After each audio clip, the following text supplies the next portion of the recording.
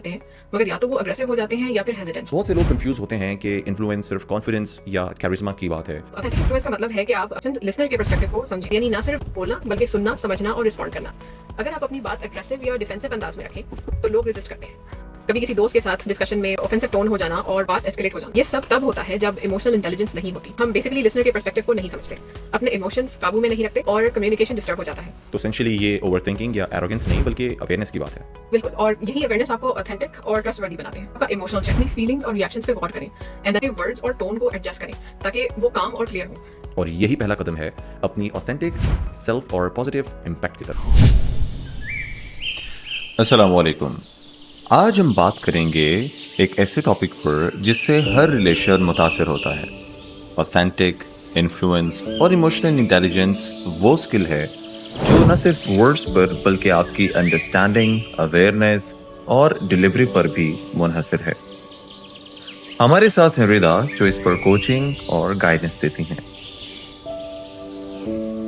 अक्सर लोग अपनी बात सुनवाना चाहते हैं, मगर या तो वो अग्रेसिव हो जाते हैं या फिर हेजिटेंट और ओवरथिंकिंग में फंस जाते हैं। आज हम डिस्कस करेंगे कि किस तरह इमोशनल इंटेलिजेंस के जरिए आप ऑथेंटिक इन्फ्लुएंस पैदा कर सकते हैं। बहुत से लोग कंफ्यूज होते हैं कि इन्फ्लुएंस सिर्फ कॉन्फिडेंस या कैरिज्मा की बात है या पर्सनालिटी की। नहीं अजर, ऑथेंटिक इन्फ्लुएंस का मतलब है कि आप अपने वर्ड्स के साथ और अपने इमोशंस लिसनर के पर्सपेक्टिव को समझें, यानी ना सिर्फ बोलना बल्कि सुनना, समझना और रिस्पॉन्ड करना। अगर आप अपनी बात अग्रेसिव या डिफेंसिव अंदाज में रखें तो लोग रेजिस्ट करते हैं, मगर काम और इमोशनली अवेयर डिलीवरी लोगों को एंगेज करती है और आपकी बात में असर डालती है। ये स्कूल रोजमर्रा में कैसे नजर आती है? बेसिकली हर इंटरेक्शन में हम इसका असर देख सकते हैं, जैसे ऑफिस डिस्कशंस में, फैमिली आर्ग्यूमेंट्स में या फ्रेंड्स के साथ डिसएग्रीमेंट्स में अक्सर लोग रिएक्ट करते हैं बगैर सोचे या इमोशंस की वजह से ओवर रिएक्ट कर रहे होते हैं। मिसाल के तौर पे घर में किसी छोटी बात पे फौरी तौर पे गुस्सा आ जाना, किसी ने चाय में चीनी ज़्यादा डाल दी या घर के किसी काम पर बात ना मानना, कभी किसी दोस्त के साथ डिस्कशन में ऑफेंसिव टोन हो जाना और बात एस्केलेट हो जाना, ऑफिस में किसी का आइडिया रिजेक्ट कर देना बगैर समझे या डिफेंसिव रिएक्ट करना, ये सब तब होता है जब इमोशनल इंटेलिजेंस नहीं होती।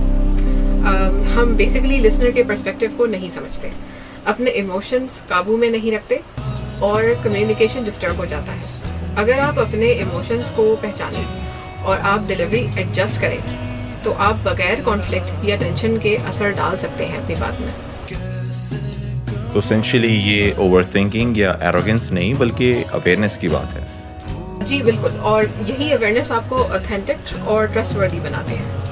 अच्छा रिदा, ऑडियंस के लिए कुछ प्रैक्टिकल स्टेप्स बताएं जो वो आज से अप्लाई कर सकते हैं। सबसे पहले तो आप हमेशा बोलने से पहले पॉज करें, पहले सोचें कि आप क्या कहना चाहते हैं और क्यों। दूसरा हो गया आपका एक्टिव लिसनिंग, आप सुन के रिस्पॉन्ड करने के बजाय या फौरन डिफेंड ना करें।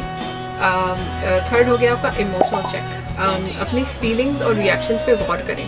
And then the fourth one is कि आप मिरर द प्रैक्टिस, अपने वर्ड्स और टोन को एडजस्ट करें ताकि वो काम और क्लियर हो। ये जो छोटे छोटे स्टेप्स हैं आपके इन्फ्लुएंस को ऑथेंटिसिटी देते हैं और ज़्यादा इफेक्टिव बनाते हैं। अच्छा रिदा, कुछ एग्जांपल दें ताकि ऑडियंस आसानी से इसको रिलेट भी कर सके। जी फर्ज करें कि घर में एक बहन ने बर्तन सही जगह नहीं रखे तो फौरी तौर पे झगड़ा शुरू हो जाता है। अगर आप पॉज करके काम टोन में बात करें तो मिसअंडरस्टैंडिंग ख़त्म हो जाती है और लड़ाई के बगैर काम हो जाता है। ऑफिस में किसी का आइडिया फौरन रिजेक्ट कर देना तो लोग डिफेंसिव हो जाते हैं, या फ्रेंड्स के साथ सोशल सर्कल में, सोशल गैदरिंग में किसी भी टॉपिक पर डिसएग्रीमेंट हो जाए और टोन अग्रेसिव हो जाए तो रिलेशनशिप डैमेज हो जाता है। अगर वो मौके हैं जहाँ इमोशनल इंटेलिजेंस की कमी असर डालती है, बेसिकली कम्युनिकेशन ब्रेक डाउन हो जाता है और मिसअंडरस्टैंडिंग और टेंशन बढ़ जाती है, ट्रस्ट कम हो जाता है। अगर हम अवेयर रहें, पॉज करके बात करें और लिसनर के पर्सपेक्टिव को समझ के बात करें तो सिचुएशन हैंडल करना आसान हो जाता है और अपनी बात का एम्फेसिस करना एफर्टलेस हो जाता है। जो लोग सुन रहे हैं और चाहते हैं कि वो भी अपनी बात सुनवाना और लोगों पर असर डालना, पॉजिटिव असर डालना सीखना चाहते हैं, तो उनके लिए मेरा ये एडवाइस है कि आज ही कोचिंग विद रिदा से अपना सेशन बुक करें। ये पहला कदम है आपकी सेल्फ कॉन्फिडेंस और ऑथेंटिक इन्फ्लुएंस के लिए। याद रखिए, इन्फ्लुएंस सिर्फ वर्ड्स की बात नहीं होती है, बल्कि अवेयरनेस और साथ ही साथ इमोशनल इंटेलिजेंस की बात है। ये स्किल ना सिर्फ प्रोफेशनल बल्कि पर्सनल लाइफ में भी आपको एम्पावर करती है, और यही पहला कदम है अपनी ऑथेंटिक सेल्फ और पॉजिटिव इम्पैक्ट की तरफ।